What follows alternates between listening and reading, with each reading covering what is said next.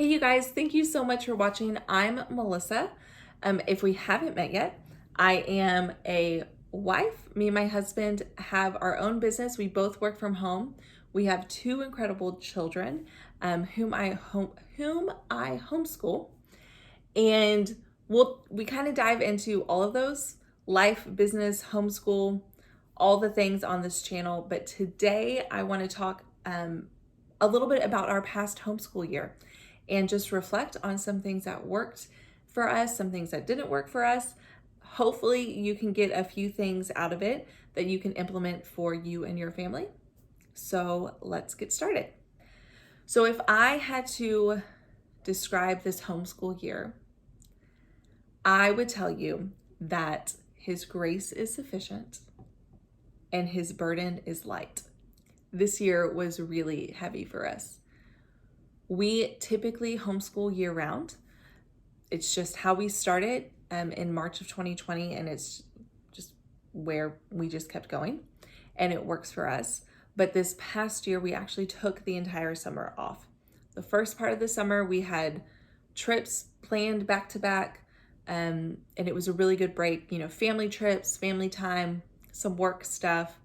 And then we unexpectedly lost Joshua's mom, my mother-in-law, in the middle of the summer. And so we walked into August, the new homeschool year.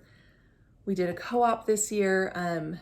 So we walked into our school year just really heavy with grief and the thick of it. Our heads were still spinning. We were just processing a lot. And to be honest, our year didn't get much easier circumstantially. There was just a lot. I don't know if you can relate, or if you've had past seasons where it just feels like there's one thing after another. As soon as we would get footing, something else would happen. And so as a family, there was grief, there were big emotions, there were uncertainties at times, there were financial strains at times, there were family circumstances that came up, there was change. It was just a lot. So one of those years where it was just a lot of life happening at once. And so naturally, homeschool took a backseat. While we didn't completely quit homeschool, we did scale it back to like the very, very bare essentials.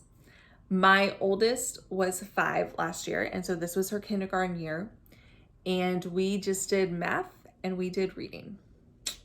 That was it. And honestly, sometimes we didn't do that. We just hung out a lot of the time. But when we did do school, our lessons, our main focus was math and reading.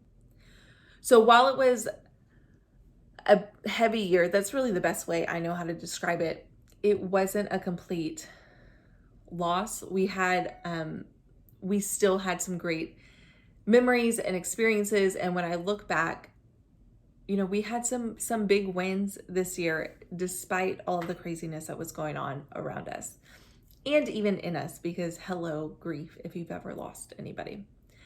So I want to share a few of those lessons, and hopefully it will be helpful for you this year and for your family. So let's get started. Okay, the first thing that I learned when I reflect on the past year, it is that the curriculum that we use for us is meant as a guidepost. It's meant to give us the framework of what we should learn in a year, but it is not the end all be all, and it is not like the holy grail for us. So this year we use master books for math and for reading. We did Foundations of Phonics, which is their phonics curriculum before you get into their level 1 language arts.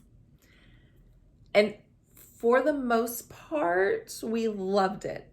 I will say this, I love master books. I'm a huge fan. I will probably do a whole video on what I love and some of the things that I don't love about them. But overall, I'm a raving fan of master books. But there was something particularly about foundations and phonics that just didn't work well for us. I don't know if it was how it explained it, or honestly, I don't feel like it explained phonics enough. So we struggled. And at the same time, math was introducing new concepts. And so we kind of hit a brick wall really early on. And and I kind of panicked, thinking, oh my gosh, what am I gonna do? Like, we're struggling. We're only doing 2 subjects and we're struggling with everything. And so that's when I just took a really big breath. And I just thought about, like, what is it that she needs right now? Why is she struggling with reading, and how can we fix this? And so when it came to reading, we actually completely tabled that curriculum, and I just worked with her one-on-one with sight words, with reading out, short CVC words. We played some games. We did that for a solid month, probably, of just working one-on-one with reading, not following a curriculum, just working on a group of words and working our way through them.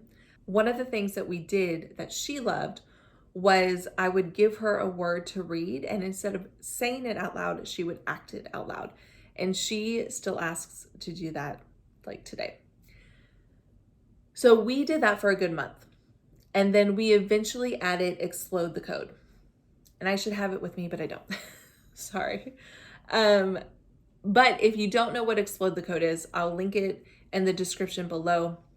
It is a workbook style reading program. A lot of families that I know of will use it as an add-on or extra work when it comes to reading and language arts. But we used it as the main bridge for us. And the sole purpose for me was for her to gain confidence in her ability to work through phonics and sounding out words. And it did that. Every day was a little bit different. It was all in the workbook, but every day was different little activities. That really helped her. And while we didn't get through the entire book this year, and while we haven't completely mastered reading or phonics, it did its purpose, which was to kind of redeem, to redeem reading, and help her kind of bridge the gap that she was missing from the foundations of phonics. Similarly, in math, we love the math master books. She's done really well with it, but I think it was probably the time she was struggling with reading. Math introduced a new concept that she wasn't really getting. And then all of a sudden she was just like forgetting her numbers. And y'all, I panicked. Like, she was like, all of a sudden she didn't know what number 10 was, or didn't know what number 8 was. Like, she would see it and say, Mom, what's that number? And I was like, what do you mean? That you have known that since you were 2? I don't understand. Looking back now, it makes me a little sad thinking about, of course, she was having some issues, like retaining information. Of course, like we had just experienced trauma. And so I can only imagine like what she was having to process internally in her little brain. So instead of totally panicking, although I did for a little bit, we closed the books again in her math curriculum, and we just did basic stuff. We played number games, we worked on number recognition, and we stayed there until I felt like she had mastered it enough to move on. And when we were ready, we went back into the curriculum. And so that's what I mean by the curriculum for us is a guidepost. If something is not going well with how the curriculum's introducing a concept or teaching a concept, instead of just throwing the entire curriculum out the window, I just learned to pull back, to figure out what works for my child for that concept, and to get back into the curriculum when we're ready. And if we're not ready, we take as long as we need. So the second lesson from this past year that I take away with us is that the books don't always reflect the actual growth that your child has had. And what I mean by that is that, we're still honestly working through last year's curriculum. We only made it through half of the year's worth of math curriculum. We are just now going back to Foundations of Phonics, and reviewing that again. So if we just look at it at like a book, check the lessons off view, it was not a great year for us. We didn't get through all of those things that we said we would get through. But when I look at the growth that my daughter has made, when I look at how much she has had to navigate this year, the emotions that she has had to process, the hard conversations we've had, I'm going to try not to cry. She has blossomed. Like, she became more of who she is this year. And it wasn't always easy. And we had raw conversations and processed big emotions. And a part of my heart kind of breaks knowing that she was 5 and had to navigate all of that. But the books can't teach you that. I'm so grateful that we were home this past year as a family and we were able to navigate this together. She didn't have to go away into a classroom and process her own emotions. Like, we got to deal with it in real time. We got to have hard conversations. We had beautiful moments together as a family, in tears and in worship and in prayer and in laughter. And you guys, I would throw all of the curriculum out of the window for that. Like, I would not trade any of that for like all of the right answers in the world. The books can't teach that. And so as somebody who wants to achieve, as somebody who wants to check all the boxes, it was such a good and beautiful reminder for me, and that the reason why we homeschool is to help our kids become who they're called to be. And man, like, we did that this year. It was hard, it was messy, but it was beautiful. Whew. Okay. The third thing that I've learned this year is that they will learn things when they are ready. And maybe you've heard this before. I know I have. And I've seen it academically. I've seen it happen, when Esther was younger and when she was ready to remember her ABCs, it just clicked. We could practice it for as long as I wanted to, and we wouldn't make much progress. But then all of a sudden, like overnight, she remembers it. But a fun way that we experienced it this year was how Esther learned to ride a bike. So she's, I don't know, maybe a handful of times we have taken the training wheels off of her bike because she's wanted to learn how to ride it. And she's done a decent job, a little wobbly, but she never felt super confident to keep them off. For Christmas, we got her younger sister, who was 2, a balance bike. And if you don't know what a balance bike is, it is basically like a toddler-sized bike that has no pedals. What we didn't know is that they're actually pretty heavy, and so it was too much for Emery to handle. Esther, however, got on that thing and just had a blast. And so she spent a good 3 months probably playing on that balance bike, riding it up and down the street. We would go on walks and she would ride the balance bike around the neighborhood. And it was so funny because it's this really tall 5-year-old on this little balance bike, like with her legs like this. She would stick her legs out for a while. But she loved it. And then Joshua showed her BMX videos. And so she would like pretend to be doing tricks. And anyways, it was just, yeah, she loved it. She had fun with it. And one day she wanted to learn how to ride a bike. One day she asked Joshua to take the training wheels off. And so she got on that bike, and I hope I will never forget this. I'm going to say I'll always remember it. And I hope it's true, because it was the coolest moment.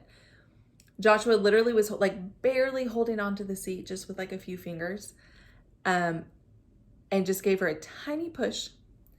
And she rode that bike like she had been riding it her whole life.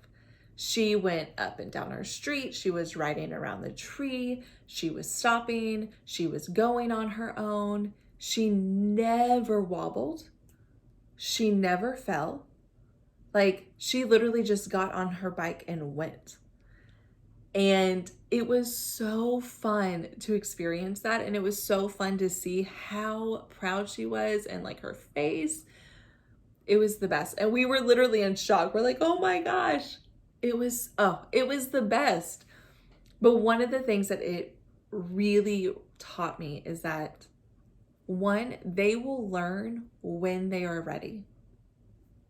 They'll learn when they're ready. There's no need to stress about it. Maybe they're behind on reading. Maybe they're behind on math or whatever it is. They will learn when they're ready. And then the other thing is that balance bike laid the foundation and taught her the skills needed in a very easy, almost kiddie way that prepared her to get on the bike and go. So while I could have been like, Esther, you're too big for that bike. Esther, that's your sister's. Like, you shouldn't be riding it. She instead had fun, and at the same time learned a skill to teach her the hard thing. And I think, to me, that was probably the best experience for us to go through, for me to go through, even my husband, because I was able to see it, man, like when it comes to her learning, when it comes to understanding new concepts that maybe we're having to struggle with, we're hitting a brick wall with it. What is the equivalent of a balance bike in this situation? Maybe it's games. Maybe it's going outside and playing, whatever it is. What is the equivalent of the balance bike? That thing that seems too simple or too basic or too kiddie or whatever it is, that can actually help lay the foundation and teach the skills needed for them to get the big concept. So that was one of my favorite things that happened this year. And she really, like, she rides like a pro. It's so fun to watch. We just went camping and she's like riding around the lake all on her own. Man, it's just been so fun. Okay, so I have 2 more and we will wrap this up. So number 4, I think this is number 4, of a lesson that I've learned this past school year, is that so much is factored into their ability to learn. It's not just intellectually, are they understanding things? Intellectually, are they mature enough to get concepts? It's also what's going on at home, what's going on in their world. Emotionally, are they having a good day or are they having a bad day? What are they eating? Are they getting enough vitamins? Are they getting enough sleep? Are they outside playing enough? And I know, like, we know this as parents, but again, this year just reinforced that for me, because truly it wasn't until I started writing out my notes for this video that it actually hit me that Esther experienced trauma this year, and her brain, I have no idea what her brain was doing, except that it was probably like adjusting and growing. And some of these life concepts were too big for her to even comprehend. Like, I didn't recognize it in the moment. I didn't recognize, why are you having trouble remembering number 10? Like, to me, that was an intellectual, like, academic issue. It wasn't, oh, you're probably dealing with a lot. Your brain is completely on overload. You are figuring out and learning these emotions that you're feeling for the first time. It never occurred to me in the moment. And it wasn't until, honestly, I was looking back and putting together the notes for this video.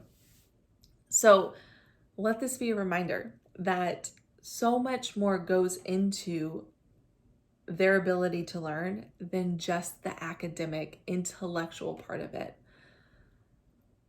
I hope that when we hit some challenging points in the coming years, when we have issues with understanding concepts, or when we're just having a tough time of homeschool, that I have the wherewithal to pause and just kind of do a little bit of an evaluation of what's going on in our world, what's going on in our family, what factors could be at play here than just, academics. And then the last thing that I learned this year, well, not the last thing, but the last thing I'm telling you that I learned this year is that a little bit of consistency goes a long way. So it is very safe to say we were not consistent this year at all with lessons. If it was a bad day, it was a bad day and we didn't do lessons. If we hit a wall, or we're struggling, or we're having meltdowns or whatever, we just stopped. I did not put any pressure to make sure, I didn't put the pressure on any of us to make sure we got through a certain mark or a certain point in any of our books. There was just a lot of grace and a lot of flexibility because it's what we needed. That being said, by like the January mark, we were ready for some sort of rhythm, some sort of consistency, even if it was like a little bit at a time. We would only do 15 minutes, 20 minutes of lessons at a time, like for the day. That's what we did. And someone might be watching this and think, are you kidding? Like, how do you get anything done? We do 3 hours a day. For us, like, that is what worked in this season. And because we were doing such, the bare essentials of math and reading, we didn't have a lot of fluff that we had to work through. And it worked for us. But when we really started getting consistent, even with those 15-minute lessons, 20-minute lessons, and we just chipped a little bit away every single day, and I actually mean every single day, we had a lot of progress. I just saw things like click for Esther quicker, and I didn't feel like we were having to like completely refresh everything. At the beginning of the year, felt like we would open the books and we would have taken like 5 steps back, and we would have to remember what we were learning last time. And so just a little bit of consistency really helped. And it also helped in my other daughter, which she was 2. And so she was not, formally schooled this year, but she certainly wanted to be a part of it. And I noticed that while we were more consistent and we kind of had a little bit of a rhythm near the end of the year for us, she learned like how to sit and do lessons with us. She learned what was acceptable and what wasn't. She learned that it was okay to go and play, but it wasn't okay to like climb on the table and steal her sister's books or scream and try and climb on my lap while I was working with her sister. So even for our toddler, that little bit of consistency really did go a long way. Okay, you guys, that's it. I hope this was helpful. And I just want to give you a final word of encouragement. If you are going through a rough season, maybe life is just happening and things are hitting the fan, or maybe it's just a rough season with homeschool, give yourself some grace. Remember that there is a reason that we school our kids, and the primary reason for us is to be together, is to do life together. And that doesn't mean that it's always school as a priority and, checking off all of the lessons as our main focus. So give yourself some grace, give yourself some permission to step away for a little bit, to recoup as a family, and love on each other. So thank you guys for watching. I'll see you next time.